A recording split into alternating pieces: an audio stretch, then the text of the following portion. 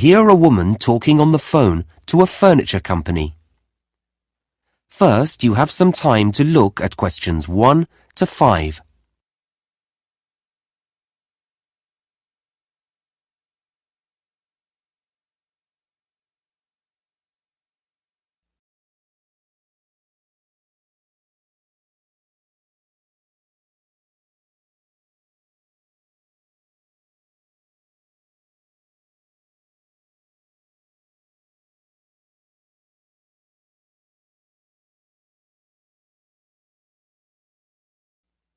Now we shall begin.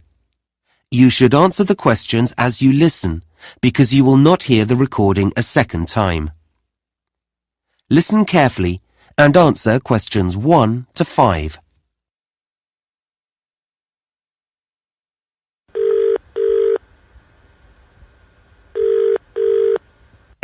Good afternoon, KT Furniture. Can I help you? Oh, hello. Yes, I'm setting up a new office and I don't have internet access yet, but I'd like to place an order for some furniture. That's fine. You can do it over the phone and I can fill in the form for you this end. Oh, great. Thanks. I just need to take a few customer details first, if that's okay. Yes, fine. What name is it? My name? Yes. Oh, it's Sue Brown. Sue Brown. Thanks. And what's the name of your company, Miss Brown? It's a clothing company. It's called Dress Your Best. Okay, I'll just note that down. Dress for best. No, Your Best. Oh, right. Got it. So you make smart clothes? Yes, formal dress for weddings and special occasions. We also repair and alter clothes. I see. And where are you located? What's your postal address? Right, well, we're on Kirby Trading Estate. Kirby. How do you spell that? It's Kirby. Oh, I know that area. It's New Hampton Road, isn't it? Yes, that's right. Number 210 in South Down. Okay. And can I have a contact number for our delivery man? Sure. It's probably best if I give you my mobile number. Okay. The number's 09356 788 545. Okay. 778. No, 788 545. Oh. Okay, that's great. Now, just a couple more questions before I take your order. Fine. We have 2 delivery dates this month, and you should be able to have either. When are they? Well, there's one on the 16th of the month, but there's a charge of $40 for that one. Oh, that's a lot. Or there's option 2, which is the end of the month. I'll have to confirm the date later, and that's a free delivery. I'll take option 2, thanks. I don't want to pay a charge. Okay, I'll note down no charge. We haven't organised the office yet, so there should be plenty of time. And lastly, you don't have an account with us, so how would you like to pay? Oh, I'll pay by credit card. Okay, will that be Visa? Is American Express okay? Absolutely fine. Before you hear the rest of the conversation, you have some time to look at questions 6 to 10.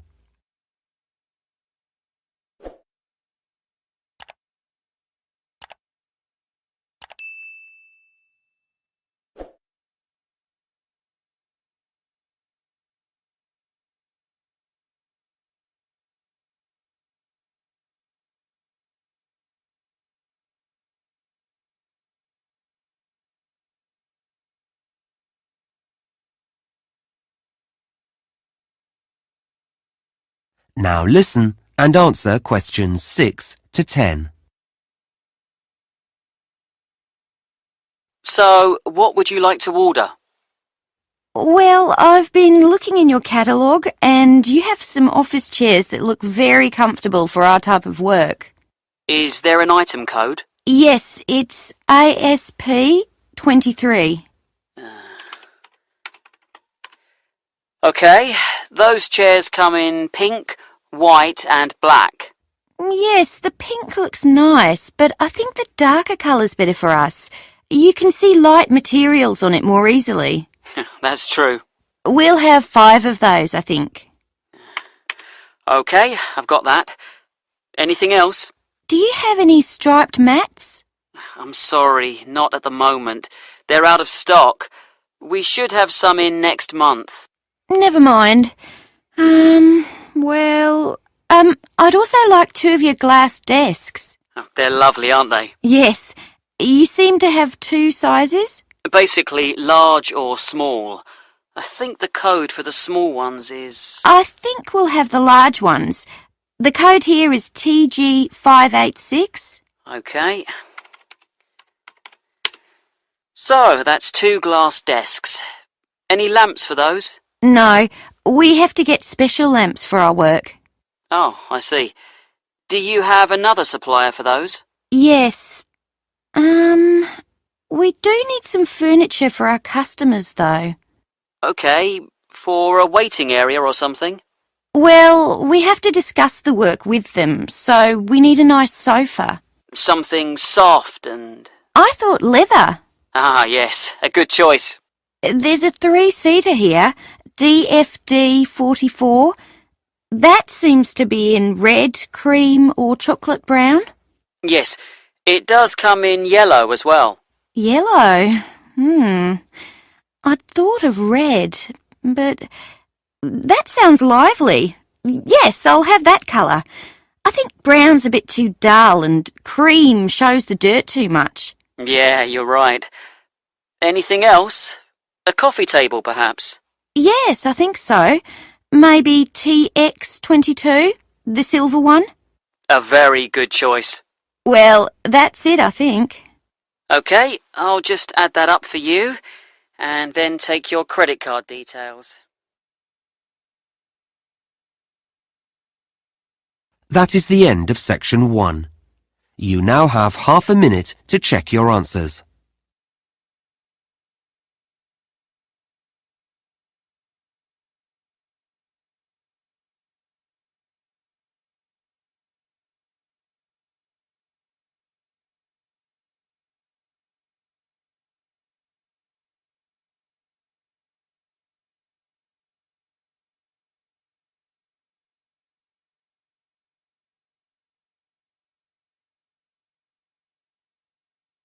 Now turn to section 2. Section 2. You will hear someone talking on the radio about a running event. First, you have some time to look at questions 11 to 17.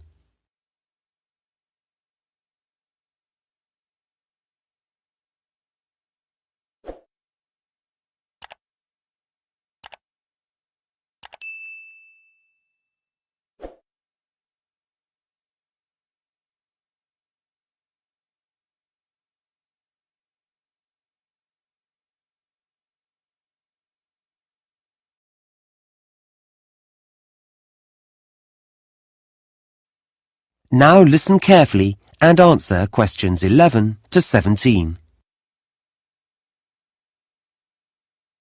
Now, we're grateful to Fred McKinnon for coming into the studio today to give everyone a few tips about the city marathon that's taking place next Saturday. Thanks, Shweta. Yes, we're all very excited about the big event. Let me just remind listeners that a marathon is a 26-mile or 42-kilometre race, and this year we have 12,000 runners taking part. So, if you're thinking of going out to support the runners, and I know that many of you are, here are some tips to help make your day more enjoyable. First of all, be certain to plan your day. Don't leave everything to the last minute. Many roads are going to be closed. We don't have exact times for these closures yet, But my big advice to you is don't rely on your car to get you anywhere. In fact, the best way to get around the town will be on foot. You may choose to cycle, but you still won't be able to go on roads near the runner's route. Now, we did a broadcast last week in which we told all our runners to wear the right kind of shoes, and I'm going to tell you to put on sensible clothes. A lot of visitors will be coming to the city. You may be hunting for someone in the race that you want to support. The weather may be hot or it may be wet, which leads me on to another thing. Make sure you look at the forecast on Friday night. If it's going to rain, take an umbrella. And if it's going to be hot, take some drinks. However, please don't try to pass these to the runners. We already have hundreds of volunteers who'll be standing on the roadside, so let them give out the drinks. When you get into the town, find yourself a spot to stand in.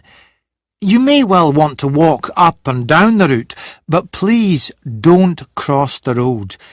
There could be thousands of people running towards you, some very tired and not able to focus clearly. We don't want any accidents, and runners don't want obstacles like you in their path. What they do need is your support, particularly when their energies are low, so cheer them on, and for once, don't worry about noise. The louder, the better. Lastly, if you have friends or relatives who are taking part in the run, please don't say that you'll see them at the finish line. If everyone does that, the whole area will be terribly congested and you won't be able to find anyone. Well, that's most of the advice, but I'd like... Before you hear the rest of the talk, you have some time to look at questions 18 to 20.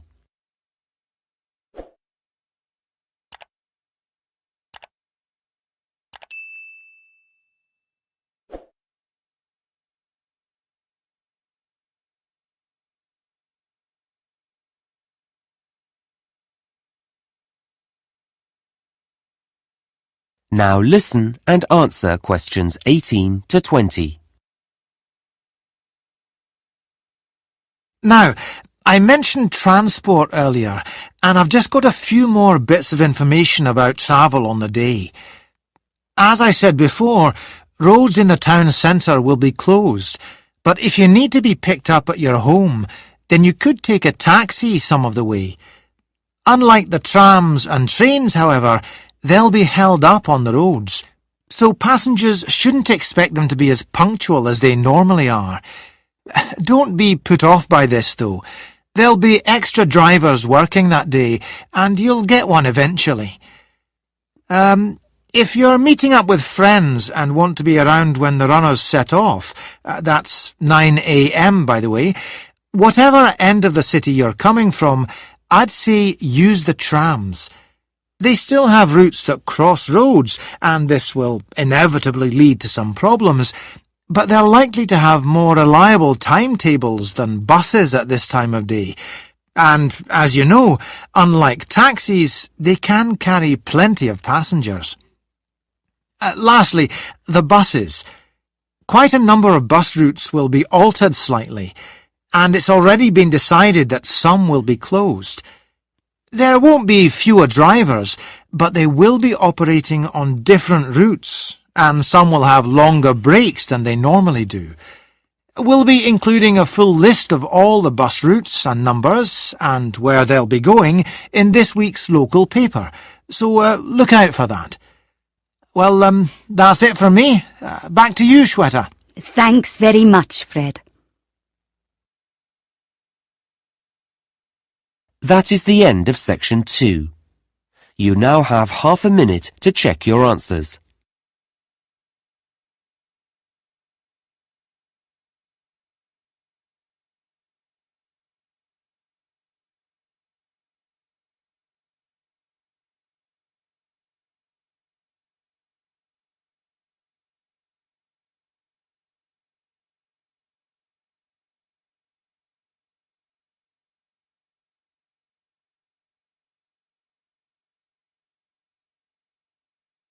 Now turn to Section 3. Section 3. You will hear a tutor and a student discussing a seminar. First, you have some time to look at questions 21 to 26.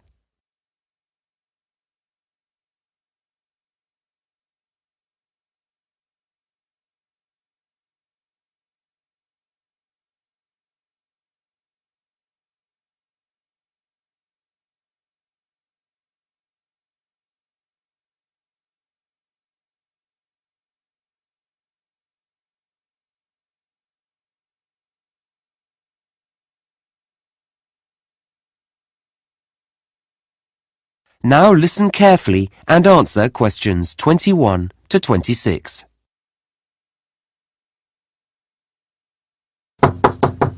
Come in. Hi. Oh, hello, Ahmed. How are you? Fine, thanks. Have a seat. So, how do you think the seminar went last week? Oh, well, I enjoyed it, yes, though I'm not sure I really followed parts of the discussion that took place. You know, about the theory and all that. Well, we can talk about that later, but were you comfortable in a group? Oh, it's better, I think, than working on your own, though you're comparing yourself all the time with the other students there. Okay. Well, let's talk about how you did and look at some strategies to help you in the future. That would be great. Now, one of the things that students often overlook when they go to seminars is that you do need to prepare for them. You can't rely on other people. I know, and I did look at the results of the experiments we did in class and write them up beforehand, as you said. Yes, and that was good. It made it easier to analyze them. But you have to do some background reading as well. Did you get the list of articles I sent round? I've started to read them. Okay, well, you'll know that for next time. Yes, sure. So, let's move on to your participation in the seminar. Right. Perhaps you can tell me how you think that went. Yeah, well, I'm not used to talking to more than a couple of people. It's very different from the way we learn in my home country. Yes, I appreciate that. So I think well, I know I should have included everyone, but I think I kept turning to the person next to me. Is that because you were avoiding eye contact? I don't think so. I'm not shy. It's just habit, I think. Well, that will improve as we do more seminars. Uh-huh. Another difficulty is knowing when to speak. Like when it's your turn. Yes. Yeah. I felt I did wait for a pause. Yes, you handled that quite well. The thing I'm really concerned about is keeping up with the discussion. Does your mind wander off? Sometimes. I jot down a lot of information, but I still find myself thinking about something else when lots of other students are talking. If there's an assignment to do at the end of a group, that usually helps. I'm sure it does. Okay. Now, the last thing I want to look at is the role that you play in the seminar. What do you mean? Well, when students work in groups, they don't all behave the same way. Some students are quiet, some look for support, some ask a lot of questions. Oh, that's a new idea to me. I don't know what I'm like. That's probably because you're thinking about your own performance all the time. I guess so. I mean, should I be different in some way? What I would say is that when we do the next seminar, you should look more at the people around you. You know, look outside yourself. Like ask myself how they feel? Yes, or what they're looking for from the group. Okay. It doesn't take much, but it's important to watch what other students are doing. Okay, I'll do that. Fine. Now, I'm going to suggest... Before you hear the rest of the conversation, you have some time to look at questions 27 to 30.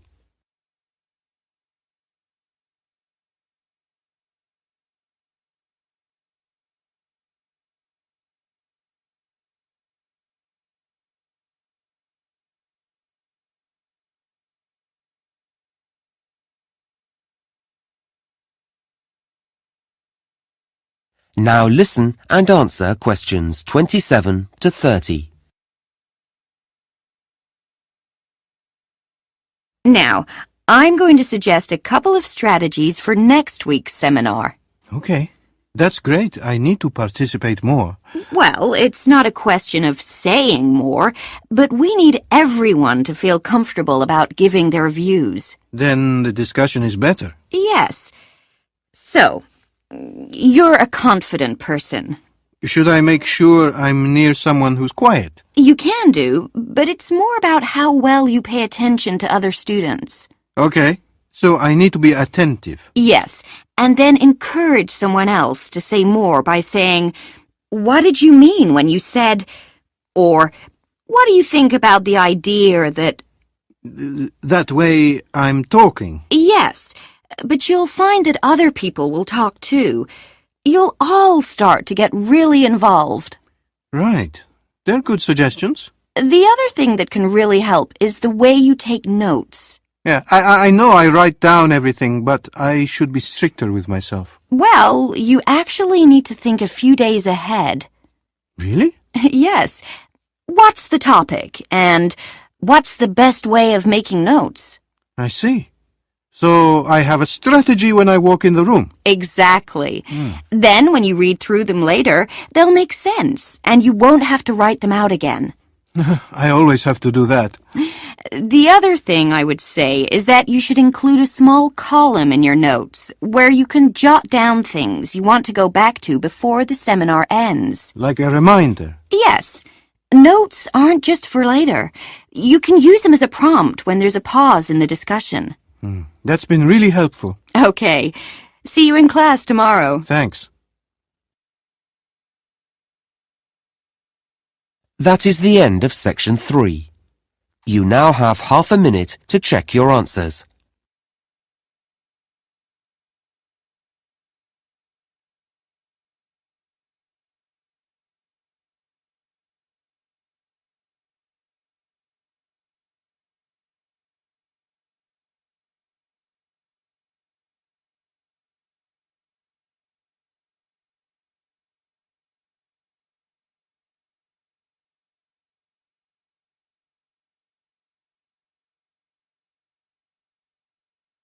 Now turn to section 4. Section 4. You will hear a lecture on desert plants. First, you have some time to look at questions 31 to 40.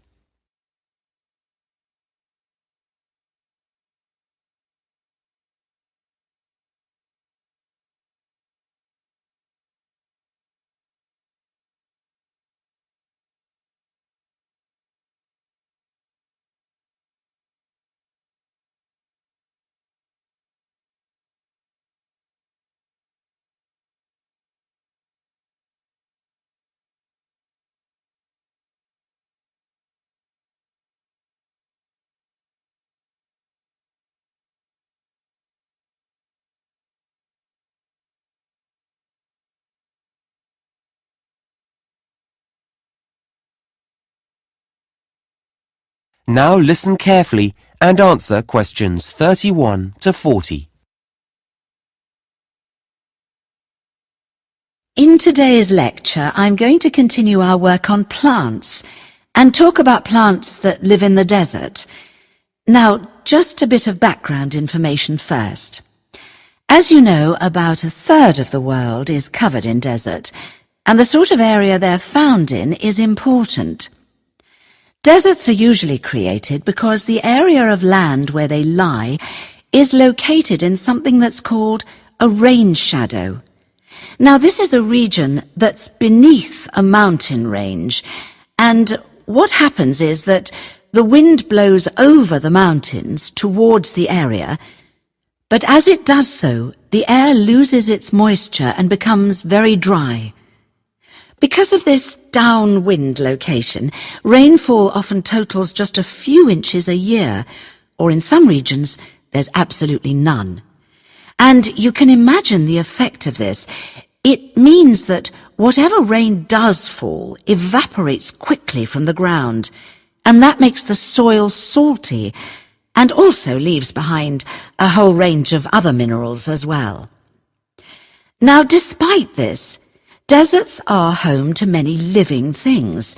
In fact, they're second only to tropical rainforests in the variety of plant and animal species that live there.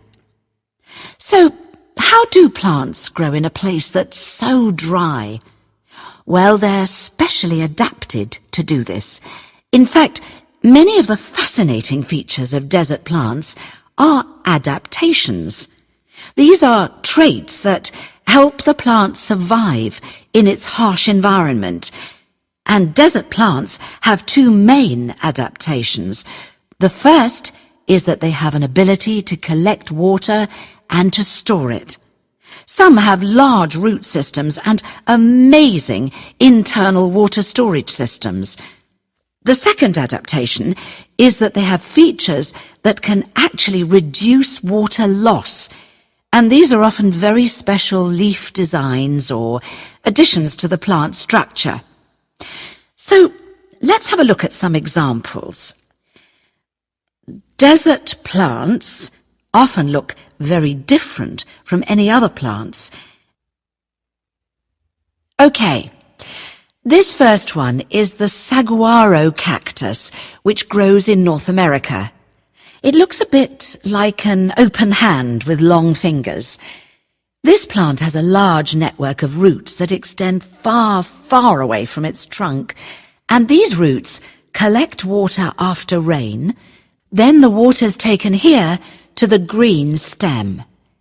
This is where all its water is kept, and it keeps the whole plant alive until the next rain comes. It's a pretty, woody plant. In fact, its skeleton is actually used in building materials, so it's quite strong. This next plant is called the barrel cactus, named because it does look rather like a barrel. It can grow up to 1 meter in height, which is pretty big, and it has long yellow spines. Now, this plant has an interesting adaptation because its shape allows it to expand when it rains, hence the barrel, and store water in its spongy tissue. But then it shrinks in size during dry times as it uses the stored water, so that's a clever design. This third cactus, often just one plant reaching upwards, has these white hairs all over its surface. It's called the old man cactus because of the white hairs, and these help the plant reflect the hot desert sun. So this adaptation is a water conservation aid, if you like. Another adaptation, not directly connected with water, but with survival, is found on something like the prickly pear cactus. There are hundreds of these in the Mexican desert. I'm sure you've seen them on films and adverts. Yes, so because desert plants store water in their spongy tissue, animals will eat them. So the plant has sharp thorns, specially designed to prevent the predator from being able to, well, get near it at all. Our next plant is called the desert spoon. This plant has long leaves that fan out, and they're very succulent because they can also store water inside. However, they're also usually very tough, and this helps keep the water inside and also makes them less tasty. Finally, we come to the aloe plant. This is one that many people keep in their homes. It's an attractive plant which has leaves that look and feel rather waxy. This surface behaves in a similar way to a plastic wrapper and helps the plant to hold the water in. It's a wonder plant, this one. Its juice has been used as a medicine for centuries, and even today you can find it in products on the pharmacist's shelves or in creams and lotions. Okay, well, we're going to take a closer look. That is the end of section 4. You now have half a minute to check your answers.